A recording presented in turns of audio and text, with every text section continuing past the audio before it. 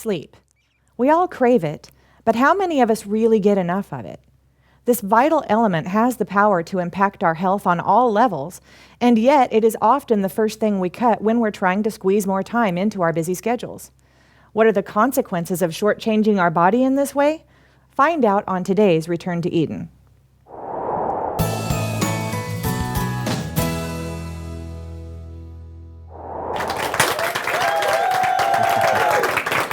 Hi, everybody. Welcome to Return to Eden. I'm Allie Henson. We've got a great show for you today. I'm going to jump right in by introducing my guests. He's a certified holistic health coach through the Institute for Integrative Nutrition and product development manager for the professional grade supplement and body care line, Eden's Essentials. Please welcome Daniel Belt. Thank you. Good to be here, Allie. And he's a professional fitness and nutrition specialist, COO of Skywatch TV, and author of the international best-selling book Time Bomb. Please welcome Joe Horn. Thank you, Allie. Well, thank you so much for being here today, you guys. Our topic today is sleep. One thing that I've noticed is we live in a society that runs at full steam, full ramming speed every single day. If we have a little bit of free time, it's immediately taken away by some new activity. Right. And so as we're trying to kind of fabricate more time in our schedules, a lot of times what people do is either get up early or stay up late to catch up on the stuff that they didn't have time to do during the rest of the day. And so this kind of messes with your circadian rhythm and does a lot of things. But one thing I learned when I was working on the research with you for the book Unlocking Eden was there's a lot going on in the body when we're asleep. And we don't remember it the next day, obviously. So we take for granted that our whole body has been powered down and that nothing's been going on, but our bodies are actually really busy while we're asleep. Yeah. So what are some of the things that are going on in the body during these hours that we don't realize our body's so busy working? Yeah. Well, it's actually way beyond the scope of anything that can be discussed in short order. So we kind of have to generalize a bit about that, but we can't even begin to describe its importance. And as we run up to this episode that I knew was coming today, it's really hard to find a way to package the language where people can really understand the gravity of it. I mean, the science is overwhelming in this regard, but I would also say from the aspect of honoring sleep is really important too, because it's something that we are required to spend a third of our life doing. And so how do we really honor something? We honor it with our time. There's not really another way to honor something, and especially something that's so intrinsic to our design. And so when we prepare for sleep, again, which we were required to spend a third of our life doing, we generally need about 7 to 9 hours. But it really is 8 to 9 hours. So there's certain different chronotypes. There's 3 different ways that people have in their sleep. But it's really important to kind of hit this threshold because the body works in these cycles. There's 4 stages of them. And it really has to go through each one in order to complete its outcome. And so whenever we go to sleep, like 2/3 of the brain pretty much goes dormant, but 1/3 of the brain actually increases its function. And this is a function that's normally dormant during the rest of your day, and it's absolutely required in order to have even basic function on almost every level. It's the most important thing that isn't oxygen, and it's probably tied for water. Again, go 5 days without sleeping, and we'll find out what matters most in your life. 1 out of 2 people are affected by sleep deprivation. So that's literally half of all Americans at least.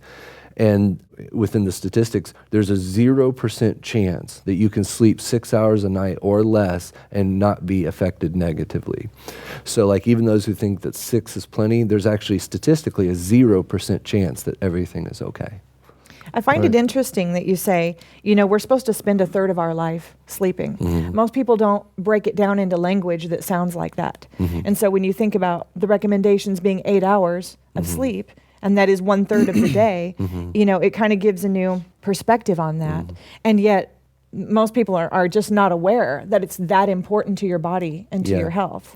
Yeah, and the science is like so overwhelming. It is massive. Almost nobody, even I, who have really just ranted and preached on this subject for like the longest time, still just get reminded regularly like these are things that cannot be traded. Kind of back to the honoring and time thing, especially, for those who are of faith. How do you really honor, God's creation? And this is an intrinsic and inseparable part of it. And the data absolutely supports that prospect. And only that 8 hours is kind of the minimum. Like I said, you can get by with a 7, but you really start getting some very depressed function. And so let me just kind of give you a little insight into some of the few examples of what really goes on. So, I have what they call time dilation when you sleep. So like when you dream, like you can have these expanses of time that feel like it just lasted forever, but it was just a few minutes. Yeah. That's because of time dilation, which the way time expands and contracts. So whenever we learn during the day, our brain stores that information in one part of the brain, in the short-term memory kind of area. And this pertains to everything, whether you remember what your husband or your wife said, or what your children said to you, or whether you learned some skills, or whether to take your medicine, or how to operate machinery, or when to pay your bills. All of this is relative to that time.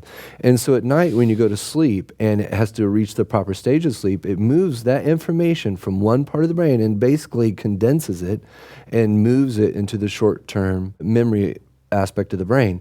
But the way it moves it to that, it actually speeds it up. So when you learned something today, what you learned in 2 hours, it's kind of like music. How like...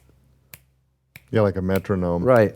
But while you're asleep, it speeds everything up, and that's why the dreams speed up or take longer, because whatever you learned in the day during that timing, in your sleep is like...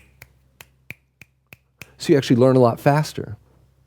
Okay, And so is that why they say sleep on it when you study and then take your test the next day? Absolutely. Okay. And because then it moves it into there and it speeds it up. Yeah. And so you start getting, it's like somebody teaching it to you faster and more repetitively. And I'm greatly generalizing something that's very complicated. Right. But not only that, is during that time, so you have all these neurons in your brains and these synapses. Well, during that sleep time, it's actually stretching and growing to make new connections so that your brain can immediately have that information to pull and draw together.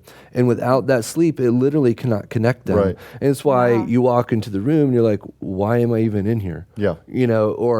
Or something that, man, I studied, well, and we see this in studies for people who do tests that really stress about it, study to the nth degree, and then don't sleep. They're stressed about it, and they do poorly on tests where students who don't study a lot but they sleep well do very, very well in these tests. Yeah. So again, that's just kind of one example, but that applies to such a vast array of different things. For a statistic, you actually get a 20 to 30% skills increase if you get proper sleep.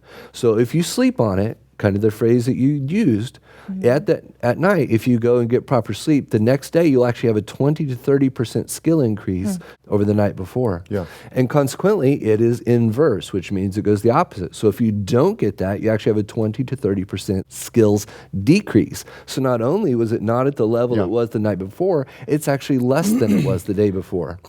And so, and again, we beat ourselves up, why I just can't get this, and I just can't get this. Half of all people are deprived in this way of one small thing, but then there's all these things that revolve around hormonal synthesis, which make our pain and our sleep hormones, just this vast array of other things that occur during sleep that cannot be separated from the way that we think, the way that we feel, like actually how we feel about our children, or whether we can tolerate our boss, or actually your pain hormones are made at night as well, and melatonin. And so these only really happen in this time.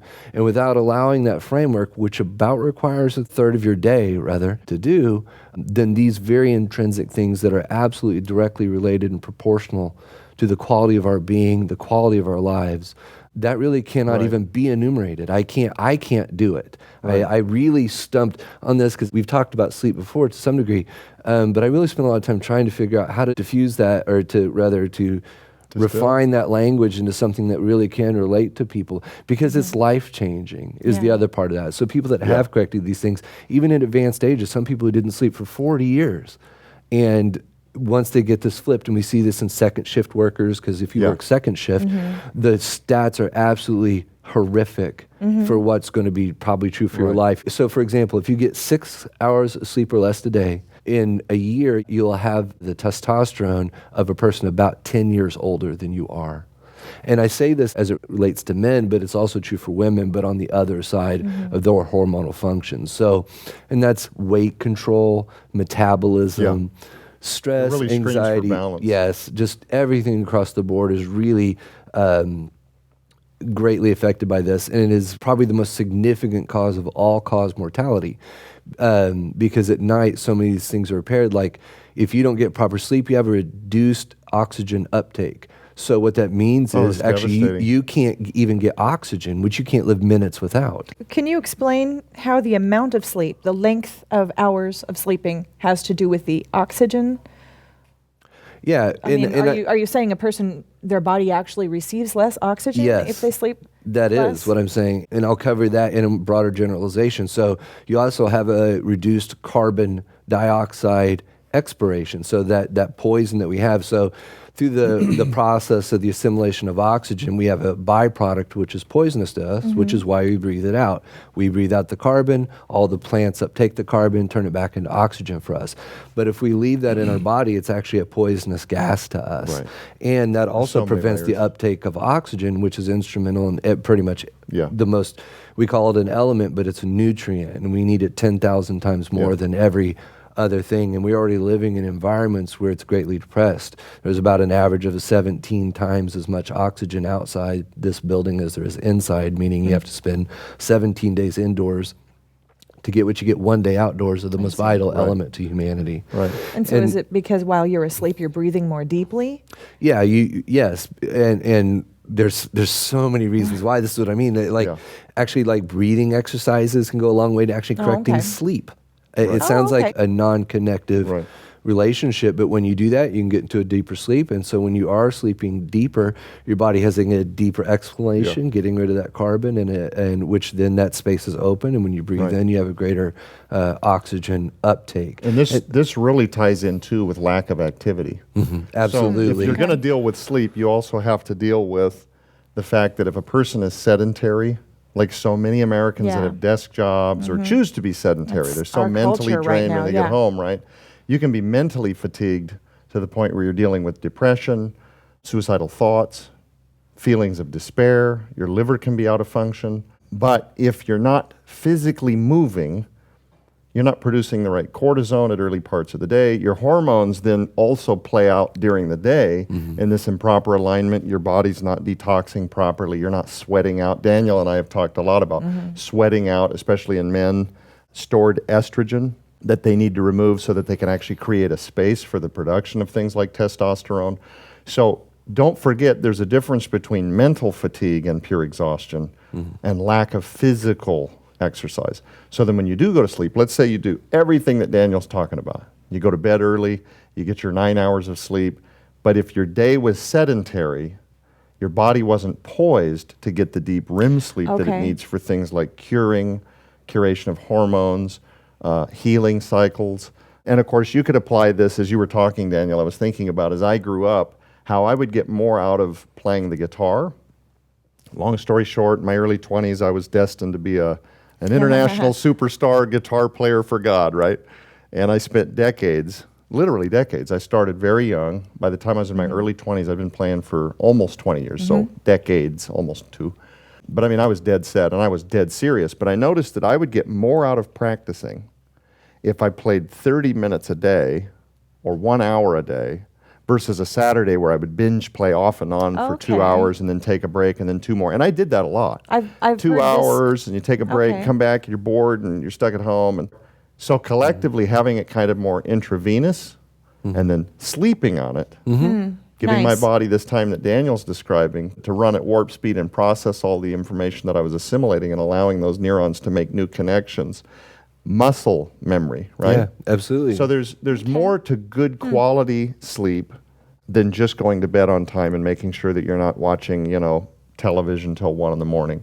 There's also this lack of movement. And wouldn't you say, in addition to the fact that now you're saying that half of Americans are either too sedentary or don't get enough activity or are sleep deprived for whatever reason, wouldn't you also agree that lack of activity is destroying our quality of sleep? Absolutely. And as a matter of fact, so like I have a list here that gives us a brief overview of what you can do to improve that sleep. And it is not possible to have normal sleep and be sedentary. And actually, I'll tie this to something else philosophically that's kind of been on my mind lately, that I'm trying to work into actual material. Because you got to be careful with these kinds of things. People have a lot of opinions. That we're called to labor and not work. And I think that's a very important difference, and especially once you understand the science behind it, is so laboring is different than working. When you come and sit at your desk job, just as you're describing, that's work. Labor is actually when you're got to go out and reap the fruit of your labor, which is you're out doing things that are very physical, because only then does your body need rest when it has been used at a strong capacity. And without getting into homeostasis and entropy and, and all these different kind of things about how things grow and detract, our body will just go on a pretty continuous downslide if we're not physically active. So whenever we exercise, and that could be, it could be playing hockey with your kids, right? But it could be planting gardens and trees. It could be doing work outside or whatever we're supposed to do, because that's actually what we're meant to do. It's what we're designed to do. And whenever we do that and our body gets sore, it's actually torn open muscles, and then blood is flown out and it makes new muscles. Right. That process elicits a hormonal response from your body that requires you to sleep, so that then it can heal those things, and you're actually stronger than you were the day before. Right. If that body does not get used in a fashion that actually causes it to grow, then you do not need to secrete the same level of hormones for sleep. And so it's this kind of ever-descending hill. Right. And it is inseparable. It is actually, in my view, inseparable. And I've been trying to find a way to bring that language together, the difference between what they mean when we say we're meant to labor as opposed to we're meant to work, because it's not different than sleep. Asking people to sleep normally when they sit all day, when historically they would have to like compete for food or grow food or labor, is actually not rational. Most of what really, and it's going to sound like overly a blanket statement, but the idea that almost anybody's rational, reasonable, effective, can remember anything or do their jobs, I find pretty miraculous. And because I can see this when you start to really study the statistics, you can see this ever depressed nature of where we're going, because there's a trajectory to this. And it's really in the last 20 years, it's really taken off, and there's a lot of reasons why that does. And it calls us to be very shrewd on our own behalves and to really learn that things that we thought we maybe could trade when we didn't quite understand the totality of how this affects us, to what we can't trade, which I would assert biblically, but also that this is perfectly scientifically verified, that there is an organization to the way that we're meant to live our lives, reap the fruits of our labor, get proper rest, and everything, letting it have its season. And sleep is not different than that. So, it's part of the season of the day. So many of our commodities that we've invented for ourselves to make life more convenient. So the fact that we have technology at our fingertips, the fact that we don't have to go to a library and take part of a day to find one obscure paragraph on a particular kind of parasite, that we can just Google search or DuckDuckGo something and seconds later have the answers. And we're always connected. Instead of sitting down to take an hour to write a letter to grandma, you send her a text in 1 second. Boom, boom, boom, boom, boom. The fact that we don't grow our own food. This is what he's talking about. At least I believe you say that you're seeing this trajectory now where we've kind of dumbing ourselves down. We're becoming more slaves to our technology, our food systems. If grocery stores stopped having food on the shelves for 7 days, think of the crisis that people would have. You'd have neighbors looting neighbors, absolute riots, people hitting each other with sticks, fighting over things. We have no capacity to provide for ourselves because we're completely dependent on our ability to buy food from a grocery store. Then you look at the quality of the food. It's absolutely depraved. It's literally criminal from where it was even just 30 years ago. So as a society, we're killing ourselves with our food. We're killing ourselves with our technology. In the old days, I talked to Dr. Ralph about this just 30, 40 years ago. If a guy operated a company, he would have to negotiate, let's say, over the phone with somebody in Japan. And that conversation might take an hour. Then he would go home, and he would deliberate this conversation with his wife. And they would have dinner together. and she would give him feedback about what she suspects that the business deal might improve or disintegrate if they make this right. Then he takes that to his board and they kind of decompress. And there's this process. You might take several days to make this decision, but in the meantime, he's aggregating things outside of his constant capacity to stay busy because there's no such thing as immediate access to correspondence all day long. So, and we're all guilty of this to some degree, right? But imagine, raise your hand. You can tattle on yourself. How many of you use moments that could have been idle time to sit there and mindlessly scroll social media, right? Sure. Mm-hmm. So every hand goes up, almost every hand. The point is our brains are never getting a chance to disengage ever, ever. There is no rest. Earlier when you're talking about the need to give your body that chance to rest so that it can rebuild muscle. Yeah. When you were talking, I got a word picture and then I'll give it back. But it's kind of like I was 10 years old and I decided one day I wasn't going to shower for a week. Right? Wow. Which wasn't terribly uncommon when I was 10, right? I used to play in the dirt and do all the things that little boys did. But I come up with this clever plan. And I told my mom about it later, and she immediately dispelled this as actually working, right? I remember grabbing the shampoo, and I lathered my head up, my whole body, and I rinsed. And then I did the whole thing again. I did it 6 times, from head to toe, 6 times. I'm pre-storing my showers. Right. Right? This is the most clever thing. I'm pre-storing my showers. I have there's no difference once you're head to toe, squeaky clean 100%. Yeah. In Right. one moment to the next shower, you've not had a chance to reacquire body oils or dirt and soil from the outside, whatever. But when you were talking about the need for rest, it's kind of like if you went in and did all the bench presses that you could and gassed out. Yeah. And then you came back moments later and tried to do it again.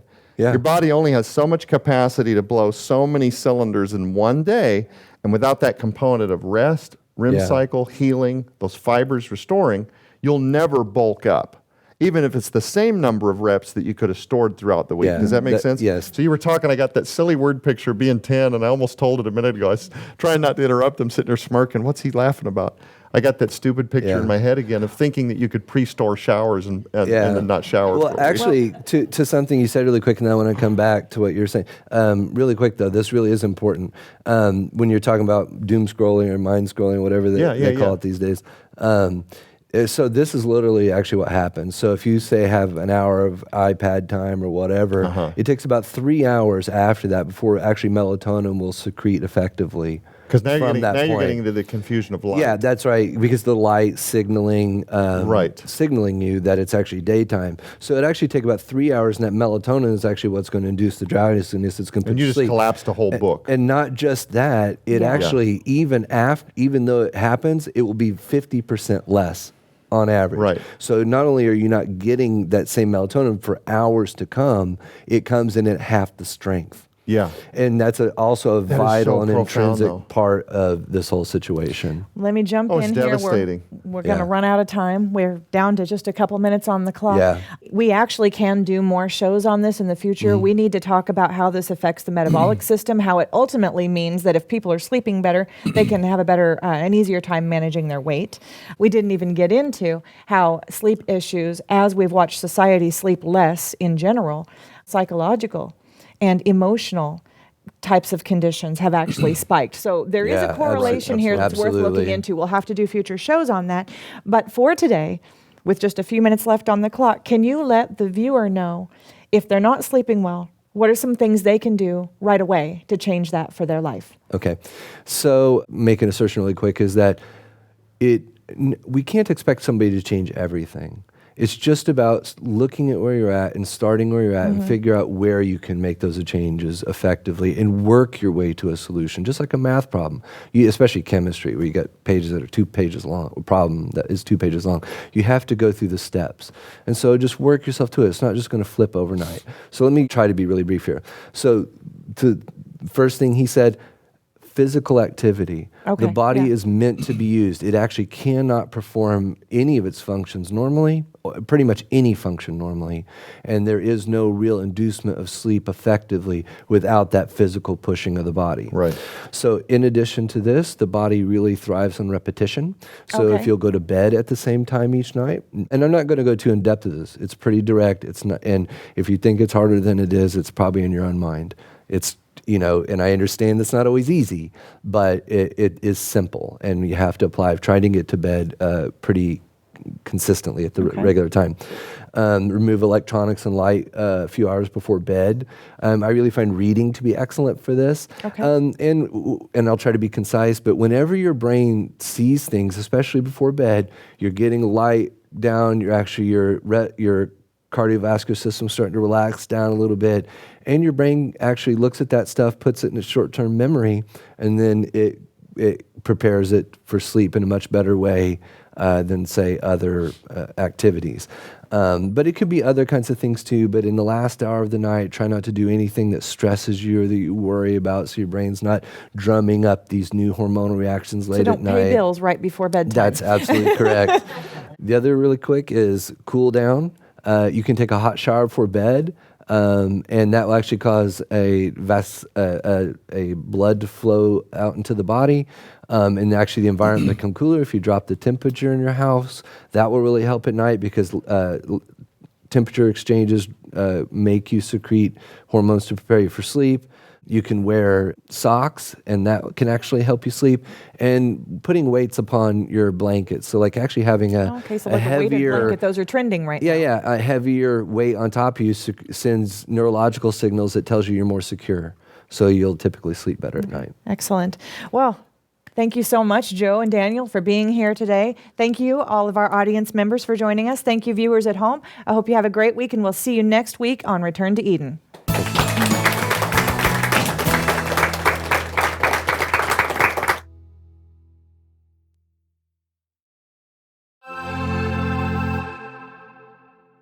Hi there, I'm Brie Graffia of Eden's Essentials, and I'm here today with Daniel Belt, and today we're going to talk to you about another one of our great products. It is our Colon Clean. Daniel, what can you tell us about our Colon Clean today? Our Colon Clean is a blend of herbs that is responsible for helping ease gastrointestinal distress. It's for helping detoxify the colon and improve overall bowel function. Great. So why would someone need to clean their colon? Well, the colon is kind of the end game in the human body. So much of what does get eliminated ends up in the colon. And like any mechanical thing, it has to be cleaned and treated correctly for it to function effectively. That makes a lot of sense. So why would what makes our formulation so great? Our Colon Clean is a very simple and clean product. The herbs that are in it are well-crafted or organic, like Triphala and Cascara Sagrada, which have a long traditional history in helping out with cleansing the colon. Wonderful. Now, there are some things that you can do for free right now at home if you wanted to go ahead and start assisting your colon. You can start adding in some diversity of organic fibers. Now, that can look anything like adding some organic chia seeds to your water, adding some organic flax seeds to a smoothie, or even starting to incorporate organic cabbage, which can be a great source of plant-based fibers. Now, if that seems like too much work, or you're thinking, I don't have any of that in my cabinets, how do I do this easier? Of course, you can always go ahead and call us at 1-800-652-7168 and order your own bottle of Eden's Colon Clean today. And of course, you can always email us at edensessentials.com for any questions. Thanks.